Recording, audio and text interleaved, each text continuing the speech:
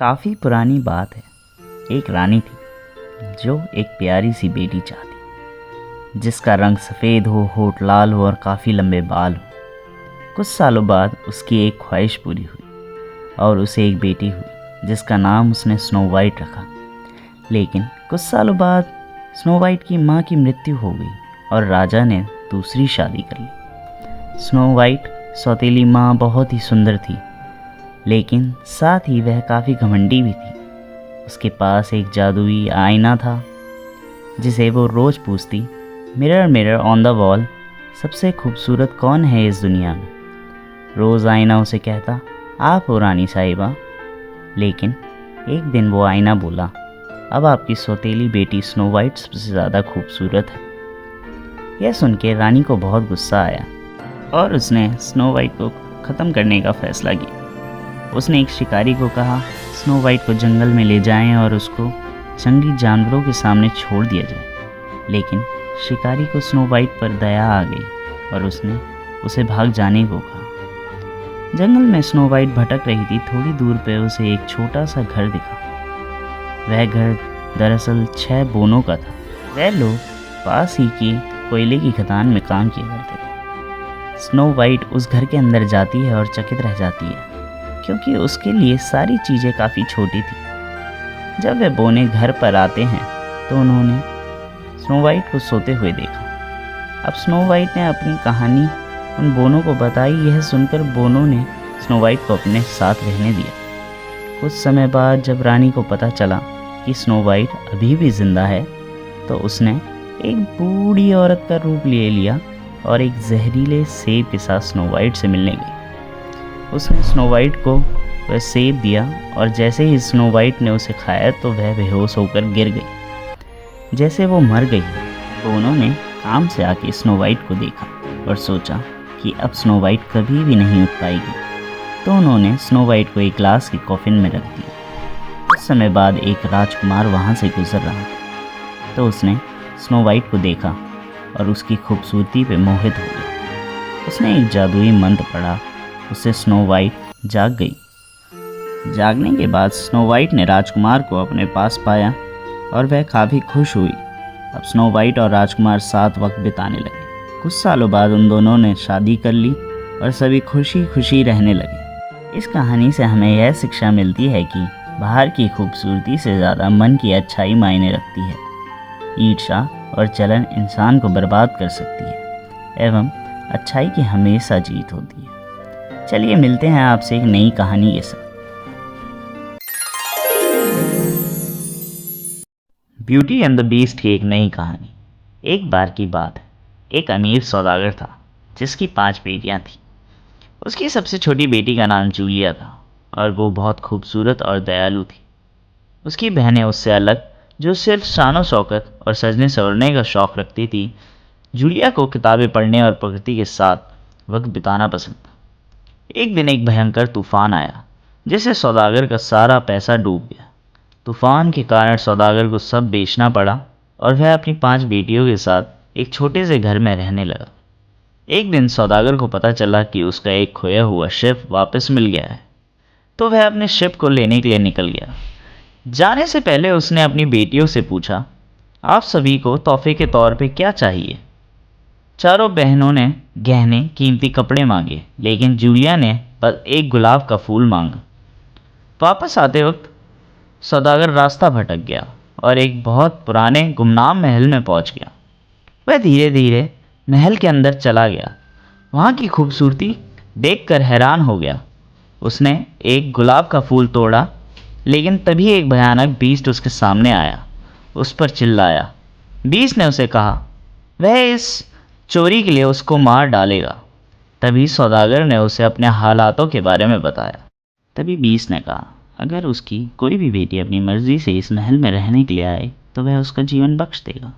घर जाकर सौदागर ने अपनी बेटियों को यह बात बताई तो उसकी 4 बेटियों ने उसे मना किया, परंतु जूलिया ने बहादुरी दिखाते हुए कहा कि मैं जाने के लिए तैयार हूँ।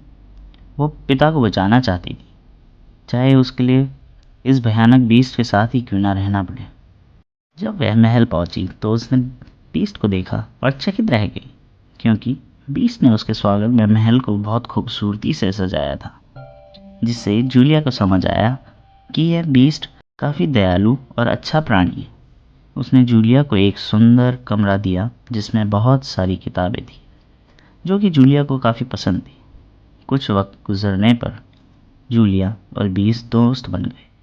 उसने बीस्ट का अकेलापन और प्यार भरा मन देखा। हर शाम को दोनों वक्त बिताते और ढेर सारी बातें करते। हर रात बीस्ट जूलिया से पूछता कि क्या वो उससे शादी करेगी, पर जूलिया हमेशा प्यार से कहती अभी नहीं। एक दिन जूलिया को पता चला कि उसके पिता बीमार हैं। बीस्ट ने उसे मिलने की इजाज़त दी और एक जादुई आईना भी दिया, जिसमें वह बीस्ट को कभी भी देख सकती थी। जूलिया ने वादा किया कि वह एक हफ्ते में लौट आएगी, लेकिन उसकी बहनों ने ईर्ष्या के कारण जूलिया को देर करवा दी। बीस्ट सोचने लगा कि अब जूलिया कभी वापस नहीं आएगी। यह सोच के वह काफ़ी उदास रहने लगा और उसने खाना पीना छोड़ दिया। जैसे ही जूलिया को यह बात पता चली, वह वापस महल चली गई और उसने बीस्ट को काफ़ी कमज़ोर और बेजान पाया। वो रोती हुई उसके पास बैठी और उसने अपने प्यार का इजहार किया। उसके इजहार करते ही एक जादू हुआ और बीस्ट एक काफ़ी सुंदर राजकुमार में बदल गया। बीस्ट का श्राप टूट चुका था, क्योंकि जूलिया का प्यार और अपनापन असली था। राजकुमार ने उसे समझाया कि एक समय वह काफ़ी घमंडी और निर्दयी हुआ करता था। इस कारण एक जादूगरनी ने उसे सबक सिखाने के लिए उसे बीस्ट के रूप में बदल दिया था, और सिर्फ सच्चा प्यार ही उस जादू को तोड़ सकता था। इसके बाद जूलिया और राजकुमारी की शादी हो गई और दोनों हमेशा उस महल में खुशी खुशी रहने लगे। इस कहानी से हमें यह शिक्षा मिलती है कि असली खूबसूरती अंदर होती है। दयालु मन और प्यार ही इंसान को खूबसूरत बनाते। चलिए मिलते हैं आपसे एक नई कहानी के साथ। अगर आपको यह कहानी अच्छी लगी तो आप हमारे चैनल को सब्सक्राइब कर सकते हैं। चलिए शुरू करते हैं एक नई कहानी। एक गांव में राहुल नाम का नादान बालक रहता था। वह हर रोज अपनी भेड़ें चराने ले जाया करता था। एक दिन उसके मन में ख्याल आया, क्यों नहीं आज गांव वालों को परेशान किया जाए। उसने जोर से चिल्लाते हुए कहा, भेड़िया आया भेड़िया। गांव वाले अपने हथियार लेकर पहाड़ी की ओर दौड़े चले आए, परंतु राहुल हंसने लगा और बोला, कैसा उल्लू बनाया, हा हा हा हा। अगले दिन राहुल ने फिर से शोर मचाया और फिर से गांव वाले उसको बचाने दौड़े चले आए, परंतु राहुल फिर से हंसने लगा, क्योंकि यह सब उसके लिए एक मजाक था। अगली सुबह जब वह अपने भेड़े चरा रहा था, तभी उसके सामने एक विशाल भेड़िया खड़ा हुआ। राहुल ने मदद के लिए चिल्लाना शुरू किया, परंतु गांव वालों को लगा यह उसकी नई चाल है। राहुल रोता रहा और भेड़िया उसकी एक भेड़ उठा ले गया। वह बस देखता रह गया। अब राहुल को महसूस होता है कि कभी भी झूठ नहीं बोलना चाहिए। वह गांव की ओर जाता है और सभी गांव वालों से माफी मांगता। चलिए मिलते हैं एक नई कहानी के साथ।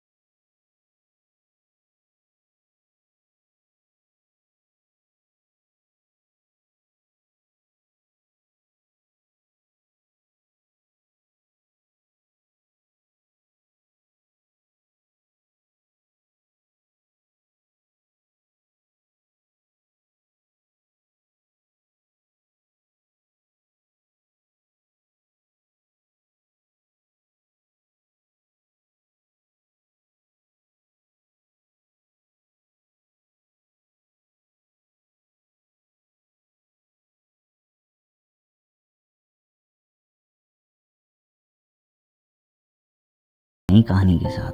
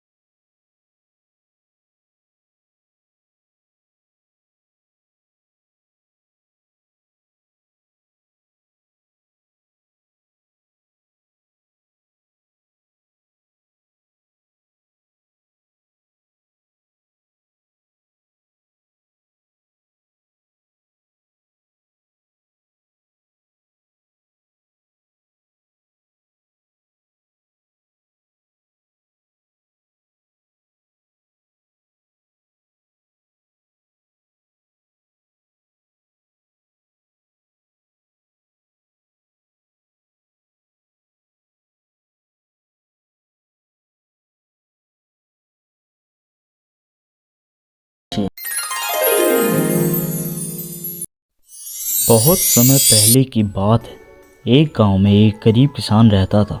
उसकी ज़िंदगी काफ़ी कठिन थी।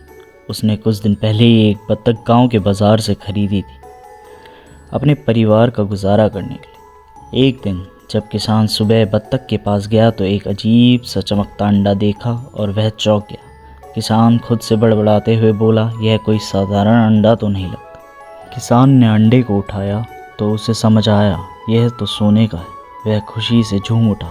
उसने सोचा अगर वह इस अंडे को बाज़ार में बेचेगा तो उसे बहुत पैसे मिलेंगे। उसने ऐसा ही किया और गांव की ओर चल पड़ा। उसे सुनार ने अंडे का सही दाम दे दिया। अब किसान हर सुबह बत्तख के पास जाता और सोने का अंडा बेच आता। धीरे धीरे किसान काफ़ी अमीर होता गया। अब उसके पास सभी सुविधाएं थीं और उसका लालच भी बढ़ता जा रहा। उसने एक दिन बैठे बैठे सोचा, बत्तख हर दिन केवल एक ही अंडा देती है, क्यों ना मैं इसे काट कर सारे अंडे एक साथ निकाल लूँ, तो मैं जल्द ही अमीर बन सकता हूँ। उसकी पत्नी ने उसे देखा और समझ गई। उसने चिंतित होकर किसान से कहा, तुम ये क्या कर रहे हो?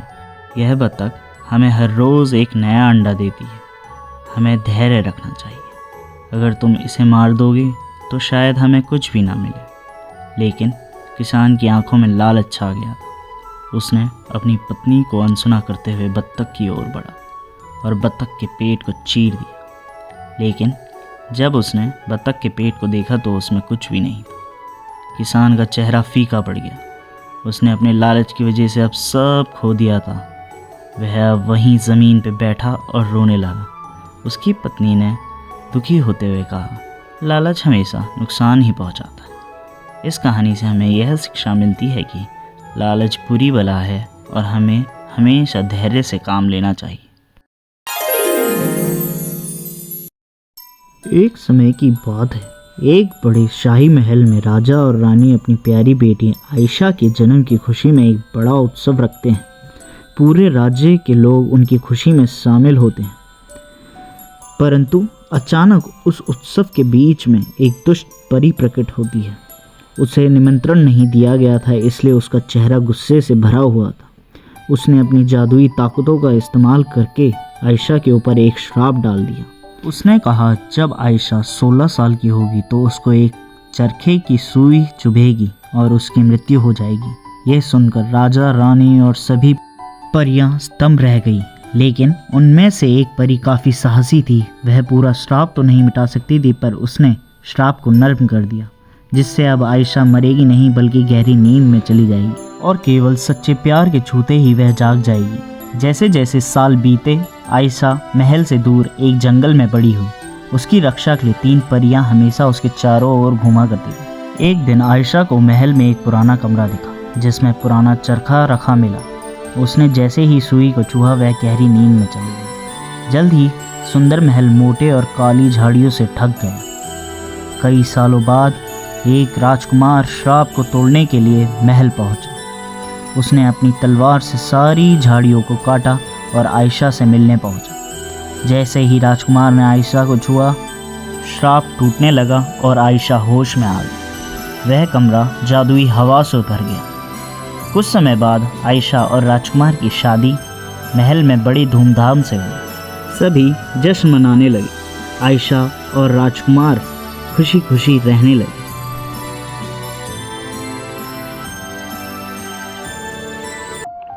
चलो शुरू करते हैं एक नई कहानी, चतुर खरगोश और लालची शेर। एक बार की बात है, एक घने जंगल में एक लालची शेर रहता था जो खुद को सबसे शक्तिशाली जानवर समझता था। हर दिन वो बाकी जानवरों से कहता उसके खाने के लिए एक जानवर भेज दिया जाए, नहीं तो वो सबको मार देगा। सभी जानवर एक एक करके उसकी गुफा में जाते और उसका शिकार बनते। काफ़ी दिनों तक ऐसे ही चलता रहा। एक दिन एक चतुर खरगोश की बारी आई शेर के पास जाने के लिए। लेकिन खरगोश छोटा था और जानता था कि अगर वो अकेला गया तो शेर आसानी से उसे अपना शिकार बना लेगा। तो खरगोश ने अपने और बाकी जानवरों को बचाने के लिए एक चालू योजना बनाई। खरगोश धीरे धीरे चलता हुआ शेर की गुफा में देर से पहुंचा। शेर गुस्से से भड़क गया। तुम देर से क्यों आए? उसने दहाड़ा। खरगोश ने डरी हुई शक्ल बनाते हुए कहा, महाराज शेर, मुझे माफ़ कीजिए, मैं रास्ते में था तब मुझे एक और शेर मिला। उसने कहा कि वो जंगल का राजा है और वो मुझे खुद खाना चाहता है। शेर गुस्से से भड़क उठा, एक और शेर मेरे जंगल में? मुझे उसके पास ले चलो। खरगोश ने शेर को एक गहरे कुएं तक ले गया। वो नीचे है, खरगोश ने कुएं की तरफ इशारा करते हुए कहा। जब शेर ने कुएं में देखा तो उसने अपनी परछाई को देखा और समझा कि वो दूसरा शेर है। अपने क्षेत्र को बचाने की इच्छा में गुस्से से भरा शेर दहाड़ा और उसकी परछाई भी उसी तरह दहाड़ी। गुस्से में वो कुएं में कूद गया अपने दुश्मन से लड़ने के लिए। लेकिन तब तक समझ गया कि वहाँ कोई दूसरा शेर नहीं था, सिर्फ पानी था। वो बाहर नहीं निकल पाया और कुएं में ही मर गया। खरगोश जंगल में वापस गया और सभी जानवरों को सारी बात बताई। सभी जानवर उस चतुर खरगोश के आभारी थे जिसने उन्हें लालची शेर से बचा लिया। इस कहानी से हमें यह शिक्षा मिलती है कि घमंड और लालच कभी कभी इंसान के विनाश का कारण बन सकते हैं। बुद्धि और धैर्य अक्सर शक्ति से भी महत्वपूर्ण होती है। चलिए मिलते हैं एक नई कहानी के साथ। Please do like and subscribe this channel.